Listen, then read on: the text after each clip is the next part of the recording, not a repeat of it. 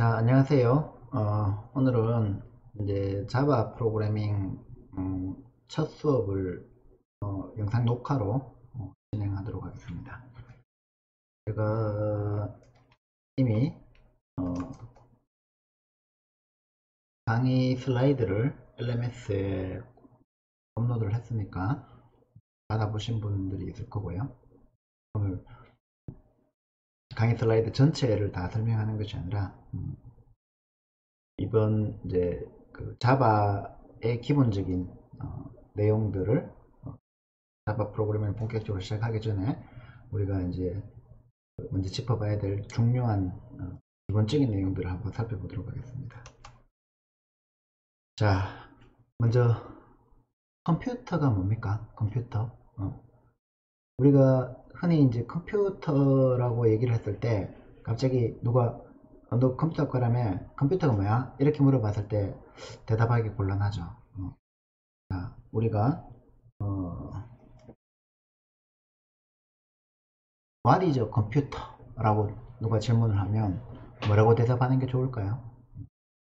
뭐 계산기? 만약에 이제 누가 컴퓨터가 뭐니? 이렇게 물었습니다. 그러면 이제 우리가 컴퓨터는 동사 컴퓨트라는 단어에다가 ER을 붙였죠. 컴퓨터가 계산하다니까. 그리고 이거는 ER은 뭐뭐 하는 도구.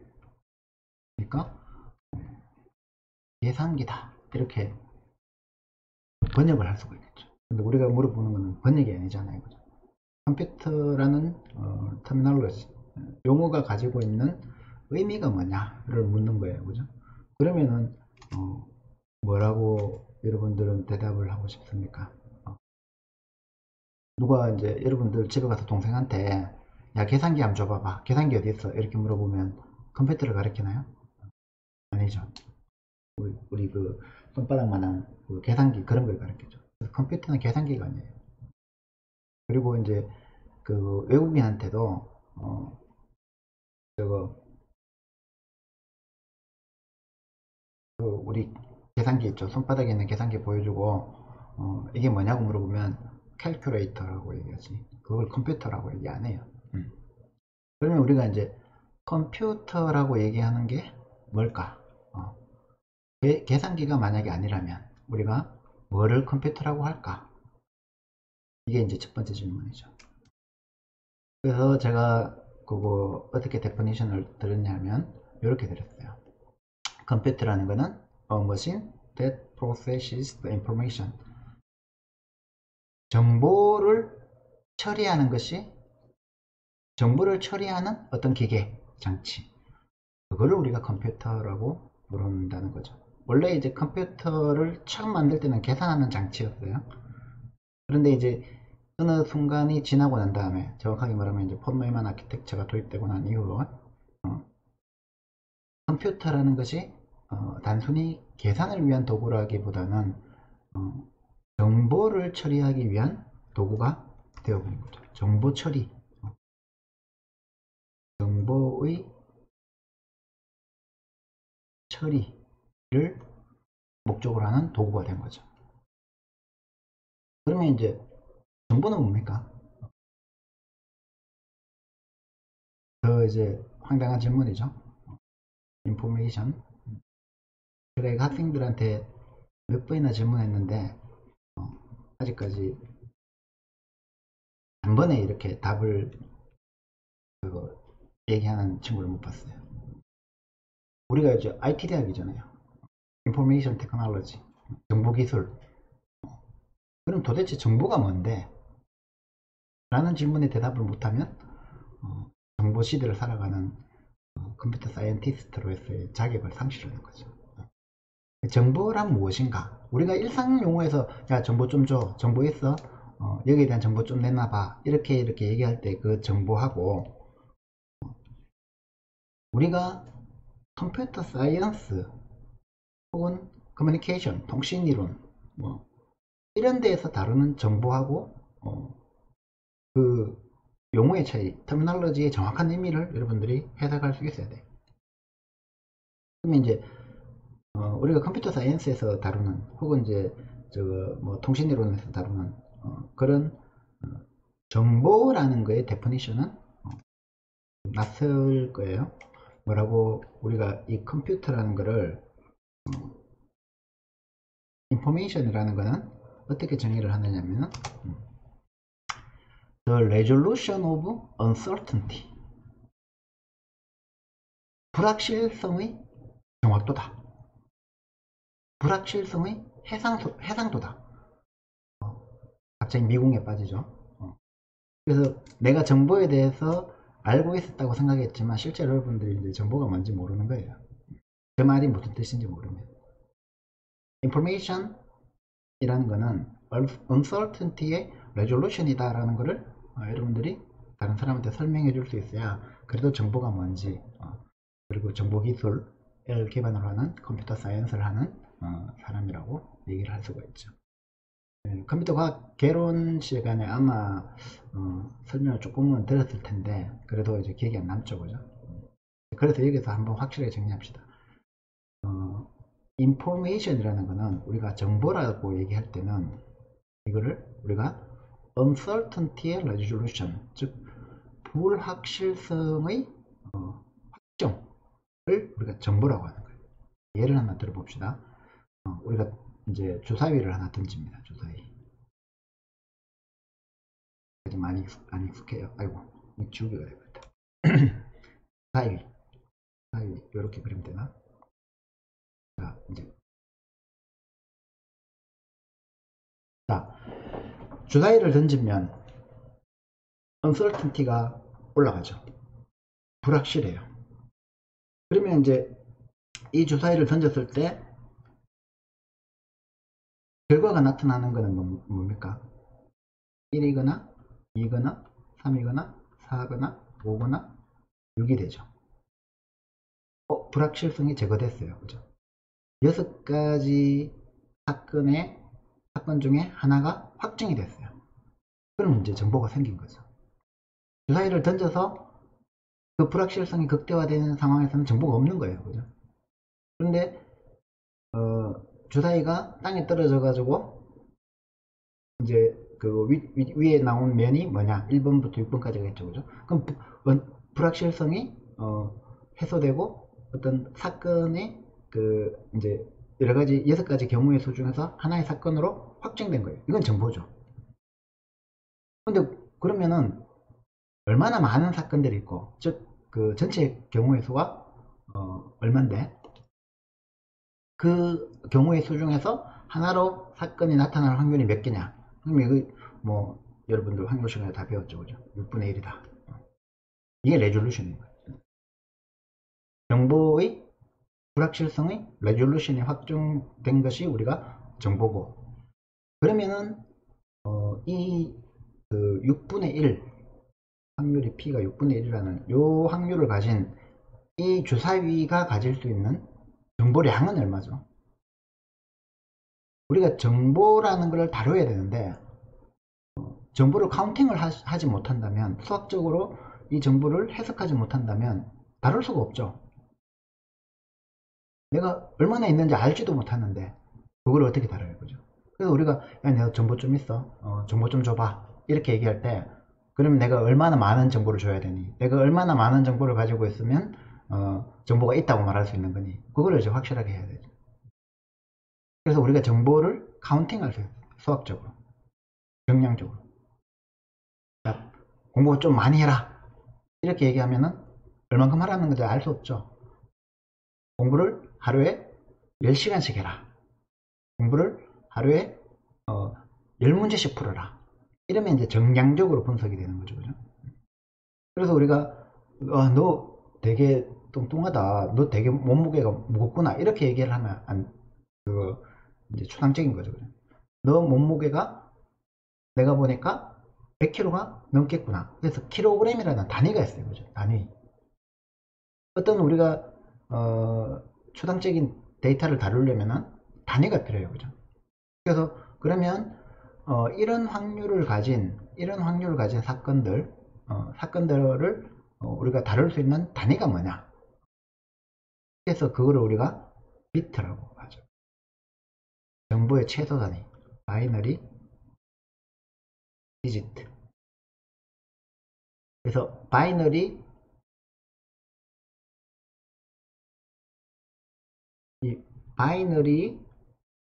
디지트 이걸 따서 이제 비트라고 했고 1비트는 0과 1이다 이렇게 배웠죠. 그죠? 왜 그렇게 정했어요? 그걸 알아야 됩니다. 왜 이렇게 우리가 바이너리 디지트를 비트라고 하고 그걸 정보의 최소 단위라고 했을까요? 0과 1이다. 이 주사위를 한번 봅시다. 이 주사위가 가지고 있는 정보량은 어떻게 정할 수 있냐면은 i는 마이너스 로그 p로 정할 수 있어요. 그러면은 이 주사위의 로그 값이 얼마죠? p 값이 얼마죠? 6분의 1이었죠. 그죠? 그러면은 얘는 마이너스 로그 6분의 1, 6의 마이너스 1승. 그러니까 로그 6이 돼. 로그 6이 얼마죠? 이건 이제 요 베이스가 얼마냐에 따라 다르겠죠. 그죠? 자, 그래서 이 이제 정보를, 인포메이션을 처음으로 이제 수학적으로 분석하고 수학적으로 다룰 수 있는 틀을 제공한 사람이 유명한 이제 클로드 셰넌이에요. 클로드 셰넌이 요 공식을 만든 거예요. 우리가 정보의 량 i는 정보가 이제 어떤 정보가 가질 수 있는 확률 p의 로그 마이너스 로그 값을 취한 것이다 이렇게 해주죠. 그리고 이제 가장 기본적인 정보의 단위를 베이스를 2로 두면 b를 2로 두면 어떻게 되느냐 하면 이제 동전을 생각하면 되죠. 그죠? 동전의 헤드와 테일. 동전을 던졌을 때 우리가 불확실성이 얼마나 커지죠? 동이 돌고 있을 때 uncertainty가 있는데 그것이 확정되려면 동전이 떨어져서 앞면이 나왔냐 뒷면이 나왔냐가 결정되려면 그게 이제 레졸루션이 된 거죠. 그죠? 그 uncertainty resolution이 얼마입니까? 확률 시간에 다 배웠잖아요. 그죠? 2분의 1, 2분의 1. 그러면은 이 동전이 가지고 있는 정보량은 얼마입니까? 마이너스 로그 2의 2승. 그러면 마이너스 로그 C는 마이너스 2의 마이너스 1승이 되죠. 그러면 이게 로그 2가 되죠. 베이스가 얼마면 될까요? 정보의 최소 단위를 만들려면 2로 두면 되죠. 그러면은 로그 2의 2승은 얼마가 됩니까? 1이 되죠. 정보량이 1인 것, 그걸 우리가 최소 단위라고 하죠. 1kg이 최소 단위고 1m가 최소 단위고 그리고 뭐 모든 도량형에는 1이 있잖아요. 1이. 그래서 그 1이라는 정보 단위를 결정하는 로그의 베이스가 2이기 때문에 우리가 2진수를 쓰는 거예요. 바이너리 디지트. 그 바이너리 디지트의 그 한 단위, 즉 동전을 던졌을 때 앞면에 나오거나 뒷면에 나오거나, 그러니까 정확하게 2분의 1 확률로 나눠지는 거예요. 0이거나 1이거나 ON이거나 OFF거나 있거나 없거나 빠르거나 느리거나 이런 식으로 두 개로 정확하게 2분의 1의 확률로 나누는 사건의 uncertainty를 우리가 레졸루션을 따져보면 그게 1이다. 그래서 그거를 우리가 비트라고.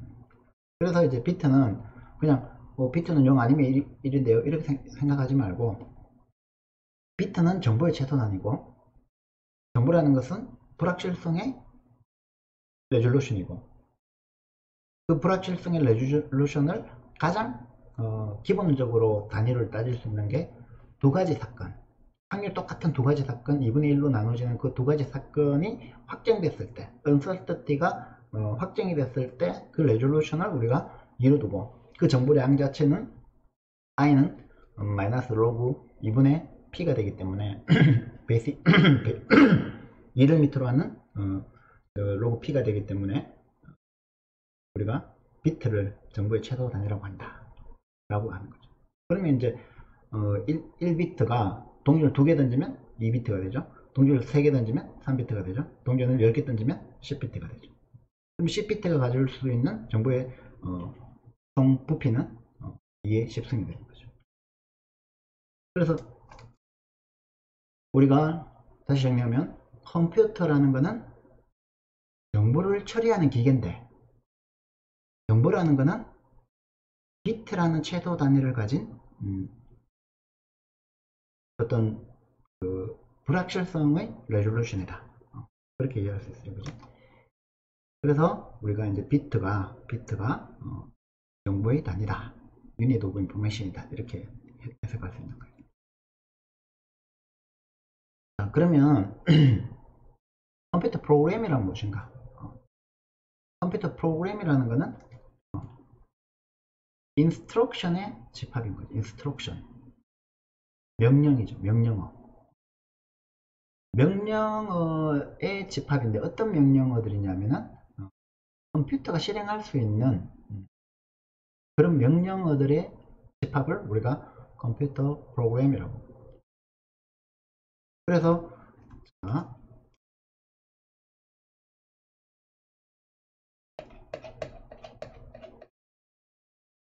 이제 컴퓨터라는 어떤 장치가 있어요. 이게 컴퓨터예요. 그러면은 이 컴퓨터는 뭐 하는 거라고 그랬죠? 정보를 처리하는 거. 그러면은 이 컴퓨터가 처리하고 싶은 인포메이션이 있을 거잖아요. 그죠? 이 인포메이션들은 어떻게 구성되어 있죠? 비트로 구성되어 있죠. 비트로 뭐 0, 1, 0, 0, 1, 1 뭐 이런 비트들로 구성되어 있어요. 그러면 이 비트들을 다른 비트로 바꿔주는 거예요. 01001111을 뭐 101100 난연산하는 거죠. 이렇게 정보를 바꿔주는 역할을 컴퓨터가 하는 거예요. 그러면은 정보를 어떻게 바꿔라, 이렇게 되어 있는 정보는 이렇게 바꾸고 저렇게 되어 있는 정보는 이렇게 바꿔라 라고 컴퓨터한테 명령을 줘야 되죠. 그죠? 그래서 이게 컴퓨터의 어떤 명령들, 그러니까 인스트럭션들을 줘야 돼요. 그죠? 인스트럭션. 예를 들면 이제 그거 2개의 비트를 더해라, 이렇게 명령을 줄 수가 있습니다. 혹은 여기 있는 거를 저기에 옮겨라. 그래서 이제 요거는 이제 R이라고 해서 레지스터라고 하죠. 정보가 지금 담겨 있는 곳 R1에 이제 0100이 담겨 있는데 add, 이거는 2개가 필요하겠네. 0101 두 개를 이제 add 해라. 그래가지고 R3에 담아라. 더해서 이렇게 담아라. R1이 0100이 있고 R2가 지금 0000이었다. 그런데 이제 move 해라. 그러면 이제 이게 끝나고 나면 0100이 돼야 되죠. 이런 식으로 이런 인스트럭션들을 쭉 모아놓은 거, 이거를 우리가 컴퓨터 프로그램이라고 부른다.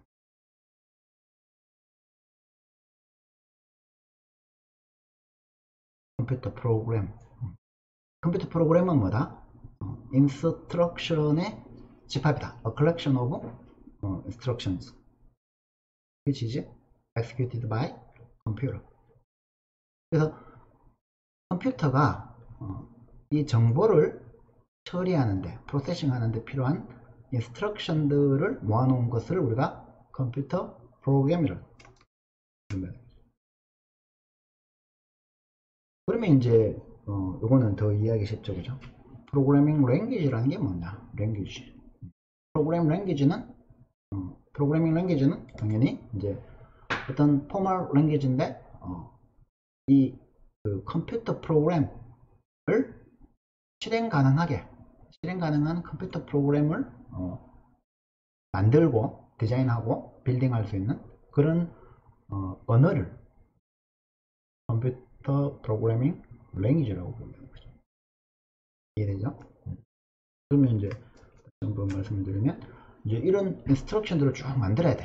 그러면 그거를 이렇게 add, 우리가 봤을 때는 add 더해라, 알겠네?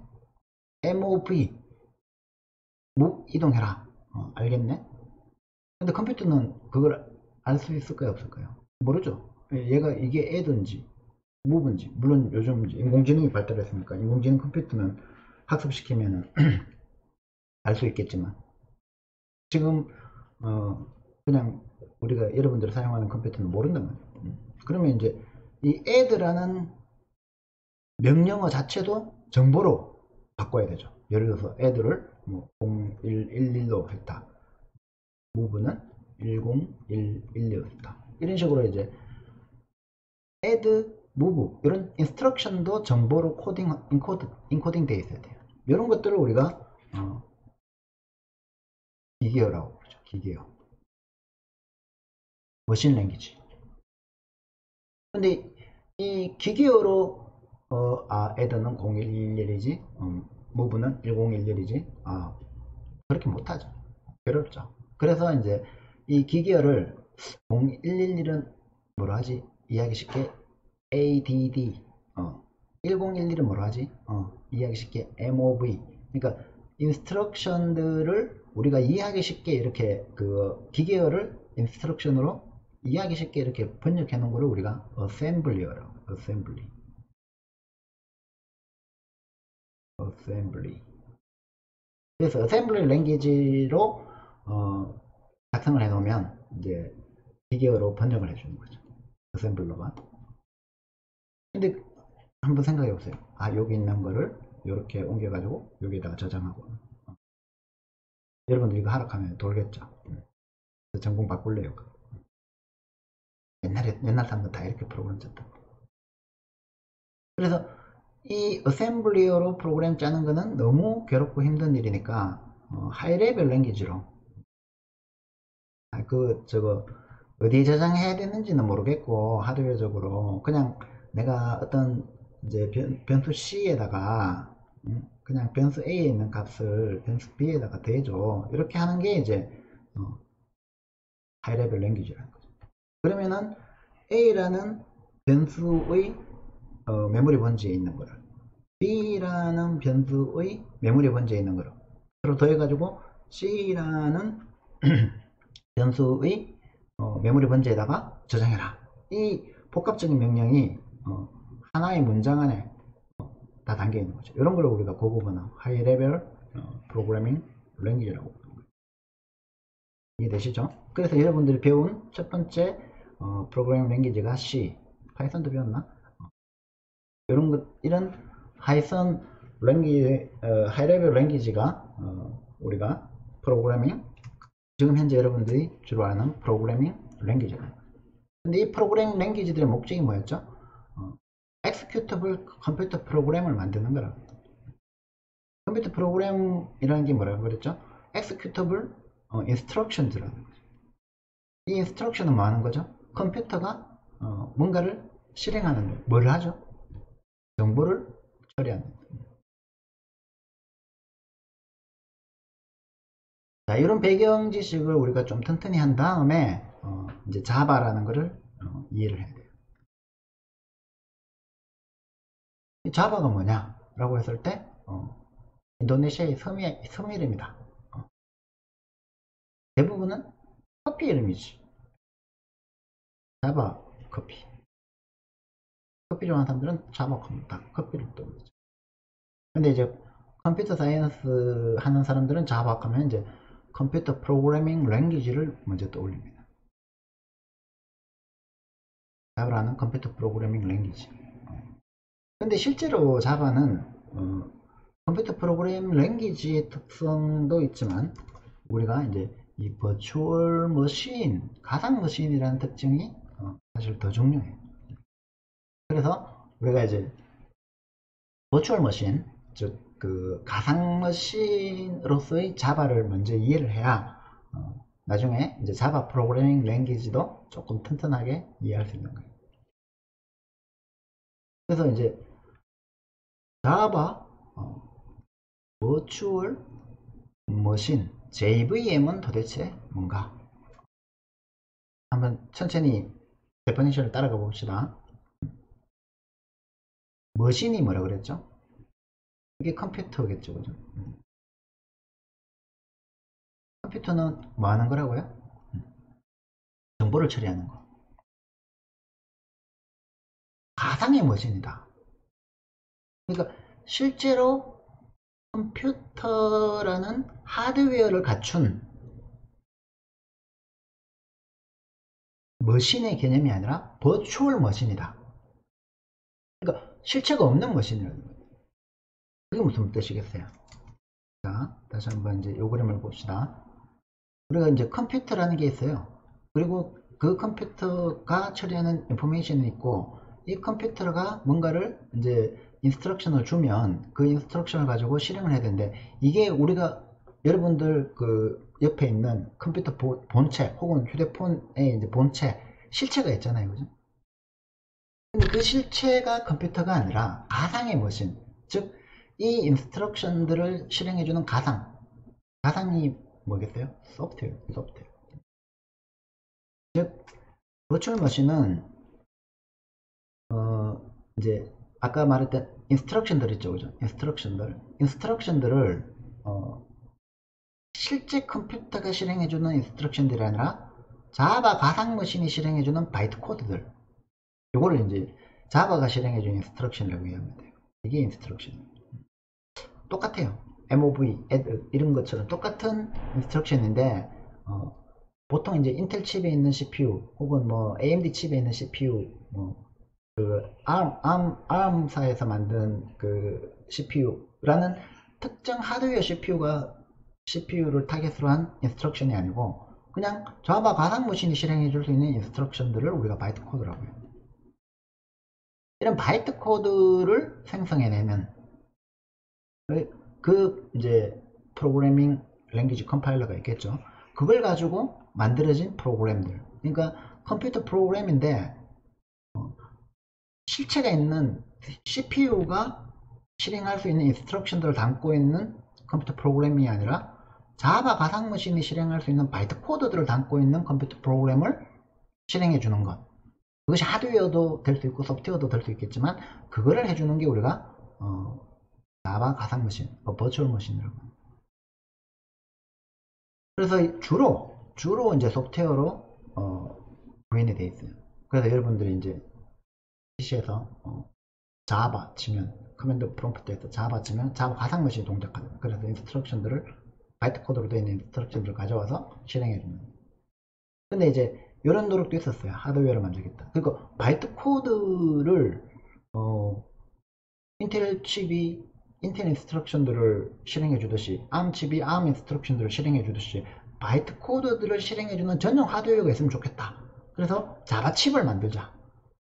그래가지고 수천억, 수조 원 투자해가지고 이제 연구를 했는데 정확한 이유는 잘 모르겠지만 이제 자바 칩이 지금 우리가 안 쓰는 거 보면 성능이 안 나온 것 같아요.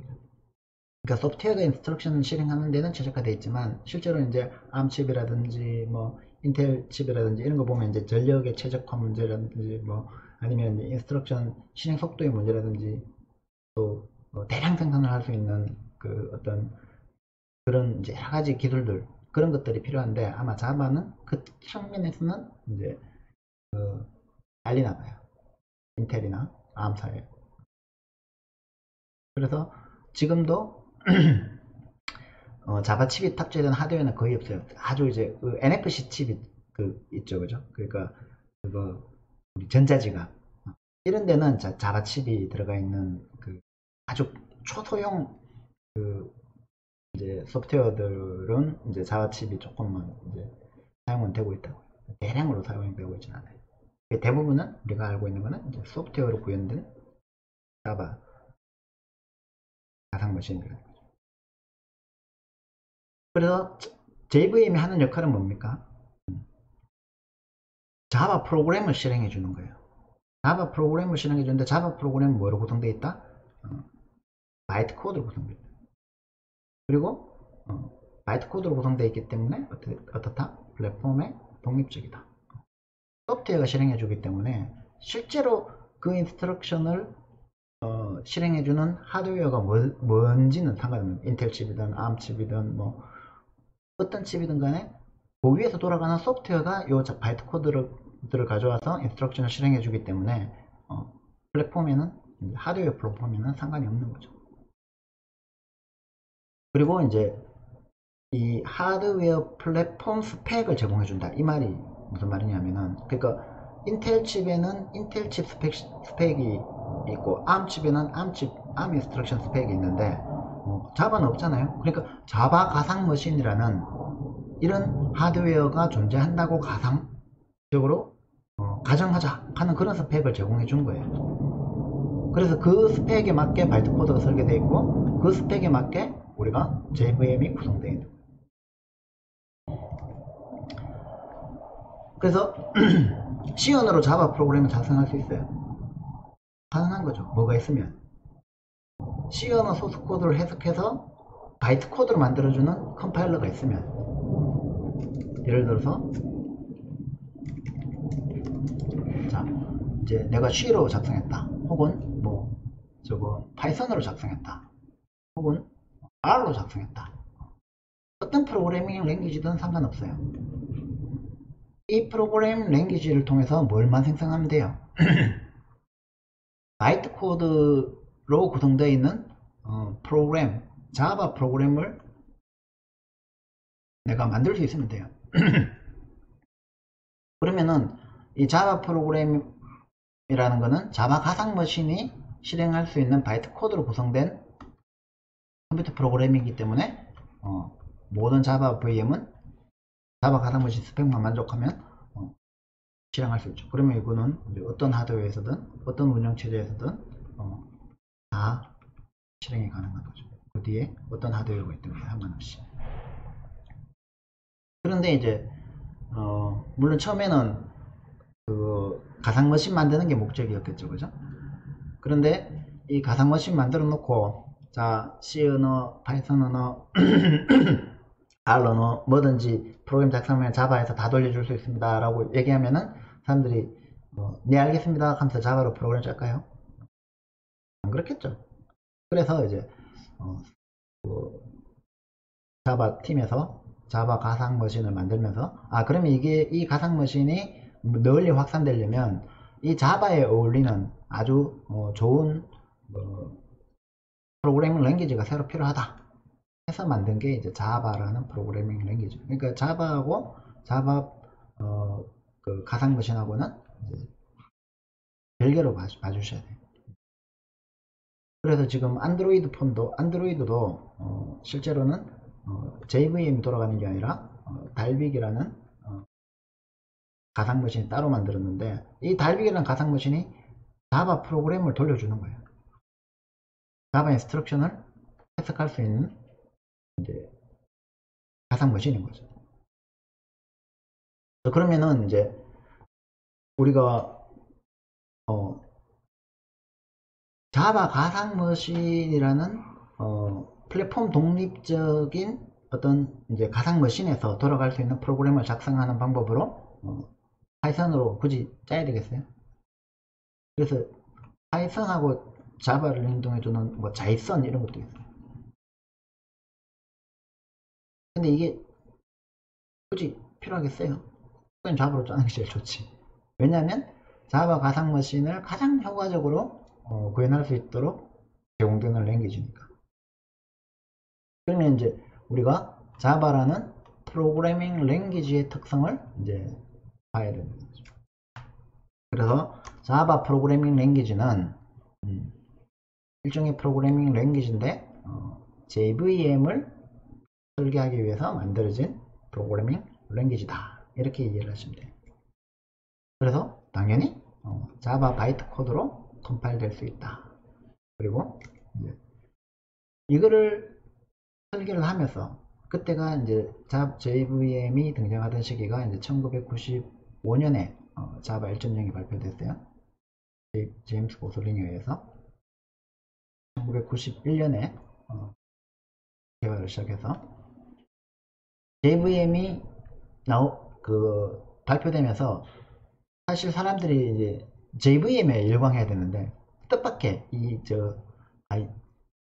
랭귀지가 너무 좋다 이러는 거예요. 왜 그러냐면 이제 OOP가 도입된 첫 번째 랭귀지, 퓨어 OOP 랭귀지. 나중에 이제 조금 더 지나가면 얘기하겠지만 자바에서는 모든 것이 객체입니다. 자바에서는 객체가 아닌 것이 존재할 수가 없어요.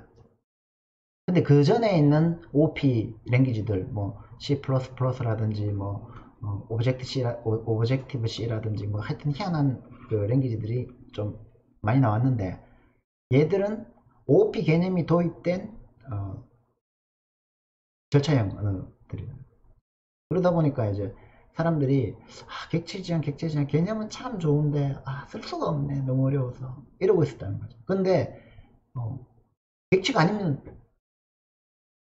아예 선언 자체를 못하는, 객체로만 만들 수밖에 없는 그런 랭귀지로 처음 등장한 게 이제 자바인 거예요. 그러다 보니까 이제 사람들이, 그러니까 선 마이크로 시스템즈가 처음에 이제 자바를 만들 때는 JVM 팔아먹으려고 주로 이제 가전제품 이런 데 들어가는 운영체제 시장을 장악하려고 이제 JVM을 열심히 만들었는데, 그 JVM 만들기 위해서 필요했던 자바 프로그래밍 랭귀지가 오히려 이제 세상을 덮쳐버린 거죠. 그래서 이제 자바의 이제 등장이 자바 가상 머신으로부터 시작해서 자바 프로그래밍 랭귀지, 그리고 자바 프로그래밍 랭귀지가 오히려 지금은 이제 자바 가상 머신보다 한 두세 배 더 유명해진 프로그래밍 랭귀지로서의 어떤 특성을 갖게 된 거죠. 그래서 여러분들이 이번 학기 동안 해야 될 일은, 지난번에 오리엔테이션 때 말씀드렸다시피 자바라는 랭귀지하고, 원래는 이제 JVM을 정확하게 이해해야 되는데 그 JVM 위에서 돌아가는 자바라는 프로그래밍 랭귀지를 중점적으로 공부해야 되는데, 이 자바라는 프로그래밍 랭귀지의 OOP적인 특성, 객체지향적 특성을 중점적으로 이해를 해야 된다. 그래서 이제 오늘 여러분들한테 제가 그 강의 첫 수업하기 전에 여러분들 반드시 해야 될 일로 이제 두 가지를, 그러니까 개발 환경을 먼저 구축하시고, 그 다음에 이제 자바 프로그램을 작성해보는 훈련을 하고 오실 것들 과제로 드리겠습니다. 이거 뭐 체크하는 과제는 아니고 여러분들이 직접 해보시면 돼요. 자바 프로그램 환경은 이제 오픈 JDK를 사용하시기 바랍니다. 뭐 그 기존에 있는 JDK를 사용해도 상관없는데, 제가 이제 말씀드렸죠. 이제 원래 처음에 이거를 개발한 회사는 선 마이크로 시스템즈. 근데 이게 2000년대 중반에 오라클에 인수가 되어버렸어요. 2008년인가 2006년인가. 그래요.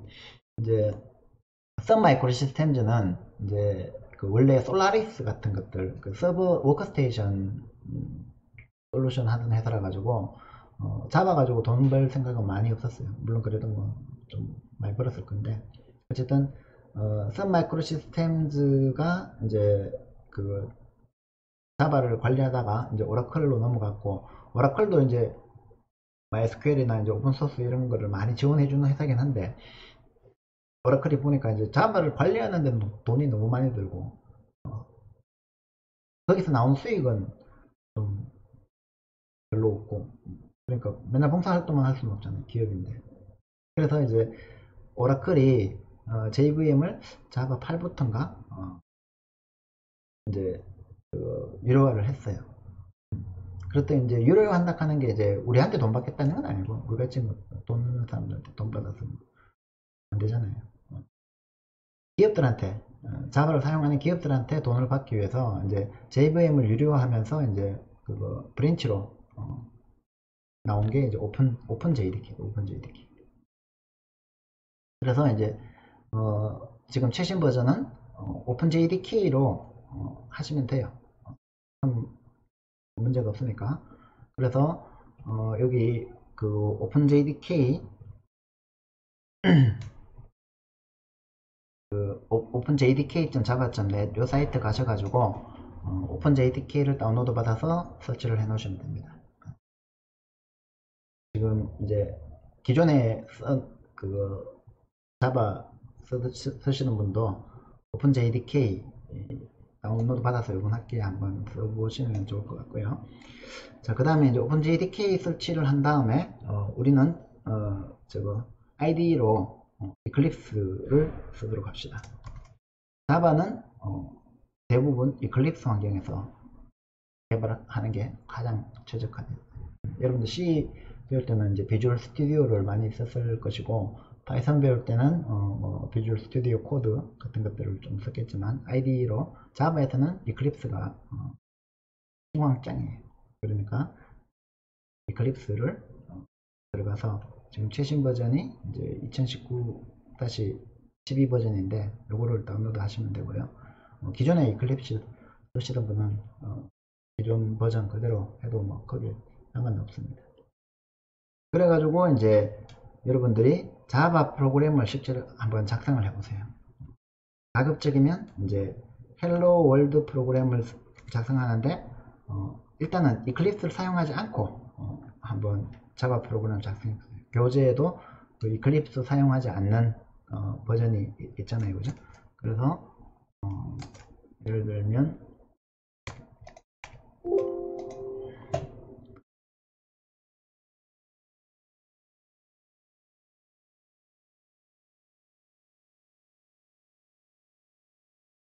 여기서 이제 메모장 혹은 뭐 텍스트 에디터 아무거나 작성을 해서 public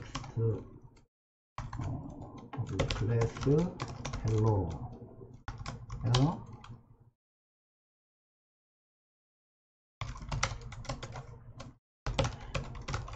public static void main string bear lgs 해서 system.out.println 해서 이 글자가 너무 작죠?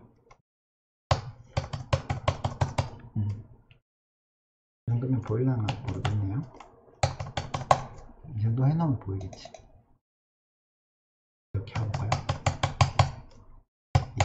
이게 최대인데 화면에 보이려나 모르겠네요. 자, system.out.println에서 이제 뭐 hello java 해서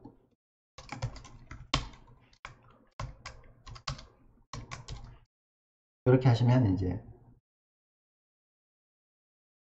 이거에 java 해서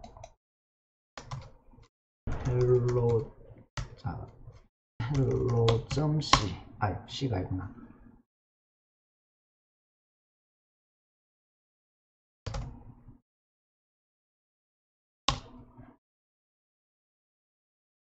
파일 다른 이름으로 저장해서 hello.java 이렇게 실행을 하시고, 이것도 글자가 너무 커서 작아서 안 보이겠죠? 그러면 꼴 크기를 글꼴을 여기서 24 정도고요. 그래도 안 보일 것 같네. 아니 참 부담스럽다. 글자가 저한테 너무 크게 보여서 그러면은 글꼴을 36 이 정도면은 화면에서 충분히 보이겠죠, 그죠? 자, 그러면은 이제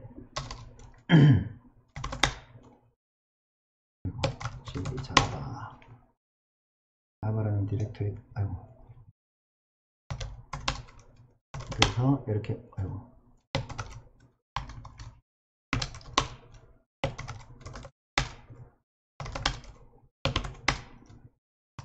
자, D 드라이브에 이렇게 hello.java라고 있을 거예요. 그래서 여러분들이 앞에서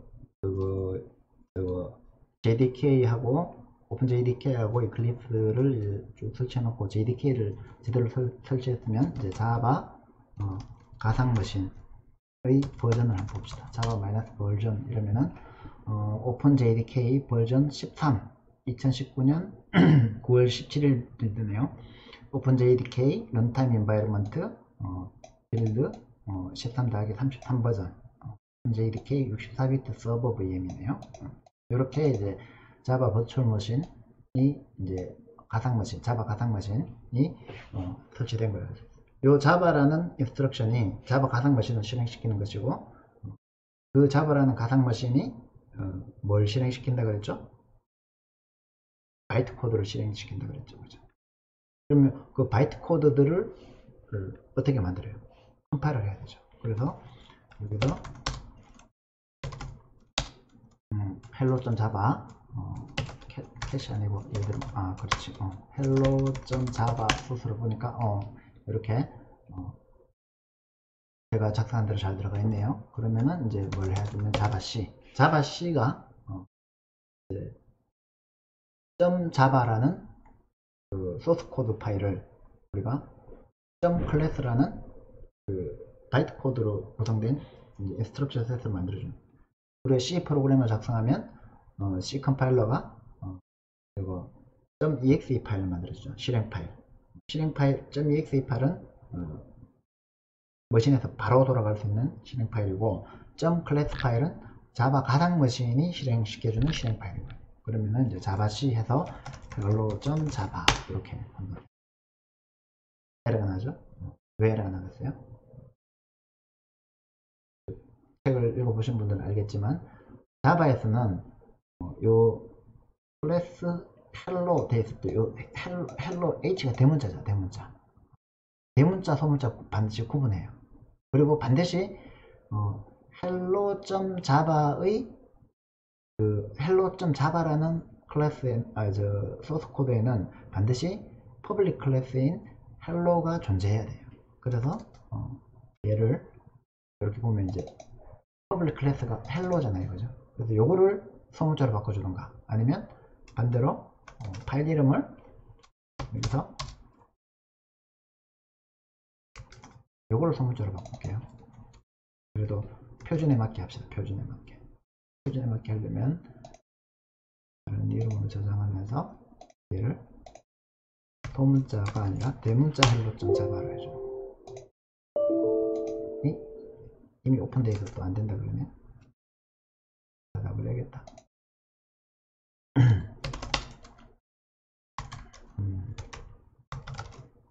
hello.java를 대문자 hello.java로 바꿉시다. 자, 그러면은 이제 hello.c는 지워버리겠네.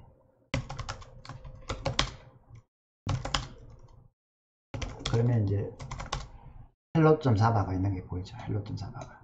그러면 이제 이 hello.java를 우리가 javac hello.java 해주면 컴파일을 했어요. 확인해 볼까요? 자, hello.class가 생겼죠. 이 hello.class는 실행 파일이라고 그러죠. 바이트 코드로 바이트 코드라는 자바 가상 머신이 실행해 줄 수 있는 인스트럭션들, 그 기계어들, 그 기계어들을 hello.class가 갖고 있는 거예요.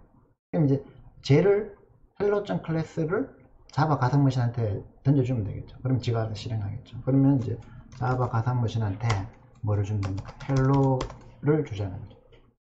.class는 당연히 붙어 있을 거니까 빼고 그냥 자바 hello 해가지고 hello라는 클래스를 실행해줘 라고 하면 hello.java 이렇게 실행을 하는 거죠. 근데 이제 우리가 hello.java의 내용을 한번 보면 이게 이제 좀 지저분하죠. C 언어의 hello world보다 자바 언어의 이게 최소의 그 hello world인데 왜 이렇게 지저분할까요? 자바에서는 모든 것이 객체라 그랬죠.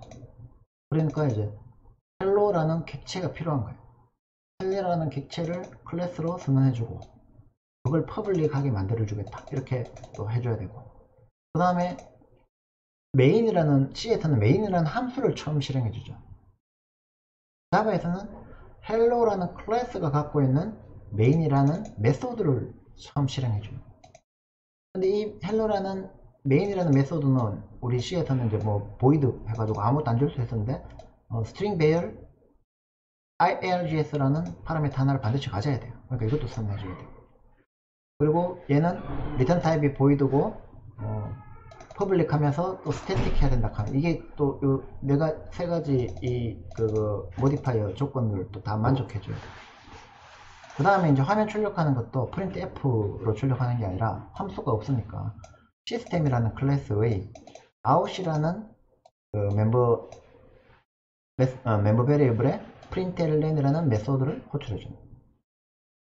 그리고 이제 hello java라는 스트링을 이제 파라미터로 넘겨주는 거죠.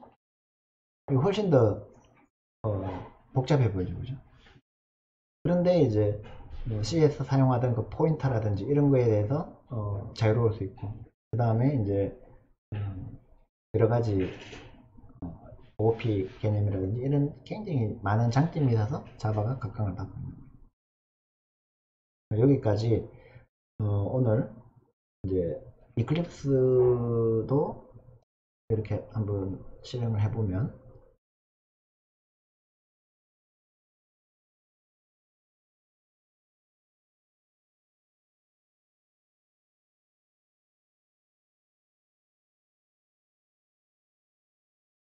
실행이 시간이 좀 많이 걸리는데 오프라인에서는 큰 무리가 없는데 온라인에서 이렇게 아무 말도 안 하고 가만히 있으면은 답답하게 느껴질 것 같은데, 그죠? 여기서 춤이라도 좀 출까요? 힘내라 이클립스. 도움이 안 되나 봐요. 이게 녹화를 하고 있으면서 이클립스 돌리는 게 상당히 부담이 되네요. 이만큼 안 내린다 원래.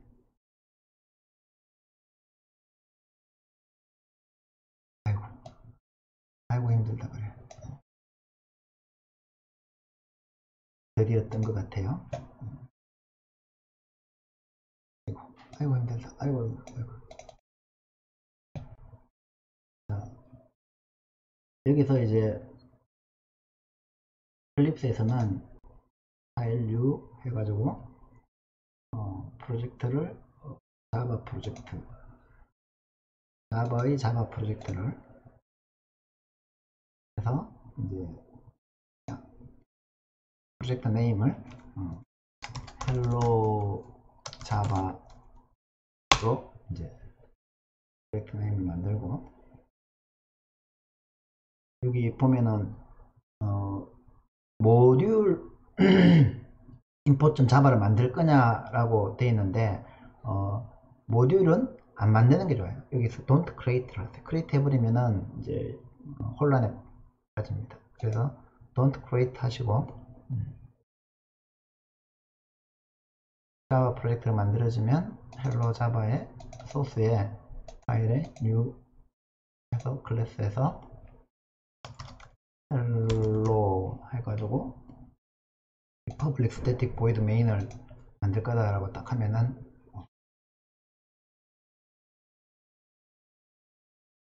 이렇게 지가 알아서 생성을 하죠. 그러면은 이제 system.out.println 해가지고 이거 화면 렉이 아니고 동영상 렉이 아니고 제 PC의 렉이에요.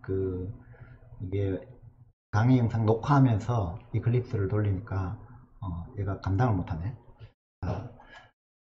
프린틀린에서 hello java 해서 저장을 해주고 실행을 컨트롤 F11 해가지고 실행을 하면 요 밑에 이제 콘솔이 바로 나오죠. 이렇게 해서 이제 다양한 교재를 참고하고 인터넷 자료를 참고해 가지고 여러가지 다양한 프로그램, 구구단 출력 프로그램, 여러분들 C 하면서 했던 기본적인 프로그램들 있죠. 별 모양 삼각형으로 출력하는 거, 역삼각형으로 출력하는 거, 그런 것들, 그런 다양한 프로그램을 자바에서 한번 작성해 보세요. 아마 그냥 어떤 자료 참고해서 공부 안 하고 무작정 하려고 그러면 잘 안 될 거예요. 왜냐하면 스태틱이라든지 이런 것들을 여러분들 이해 못한 상태에서 자바에서는 모든 걸 클래스로 만들어야 되는데 클래스가 뭔지 모르고 이러다 보니까 프로그램 짜는 게 쉽지 않을 거예요. 그렇지만 인터넷에 늘린 게 자료니까 그거 자꾸 이렇게 보면서 여러가지 프로그램을 한 10개만 짜보세요. 10개만 짜보고 이제 월요일 수업 와서 수업 듣고 좀 진행을 하면 어느 정도는 좀 익숙해질 겁니다. 자, 오늘은 이제 첫 강의니까 이 정도까지 하고 나머지는 화요일날 실시간 수업 시간에 진행하도록 하겠습니다. 첫날 강의인데 좀 어땠나 모르겠어요. 만약에 이제 뭐 여러분들 영상 시청하면서 좀 목소리가 잘 안 들린다든지 아니면 화면이 너무 글자가 작다든지 여러가지 불편한 점이 있으면 LMS에다가 열심히 올려주세요. 그러면 이제 저도 한꺼번에 다 반영은 못하겠지만 이제 조금씩 능숙한 유튜버가 되기 위해서 조금씩 이렇게 개선해 나갈 수 있으니까 불편한 점 있으면 조금 불편해도 내가 참고 말지 그렇게 생각하지 마시고 이거는 지금 여러분들도 그렇고 저도 그렇고 처음 겪는 상황이기 때문에 서로가 좀 이해를 해줄 필요가 있으면서 동시에 또 알려줄 필요가 있어요. 저는 이제 못 느끼는 불편함이 있습니다. 뭐 그런 걸 올려주면 제가 반영할 수 있는 건 바로 반영하고 반영이 어려운 거는 이제 제가 좀 더 연구해서 또 반영을 하도록 하고 그렇게 할게요. 그러면 다음 주 화요일로 봅시다.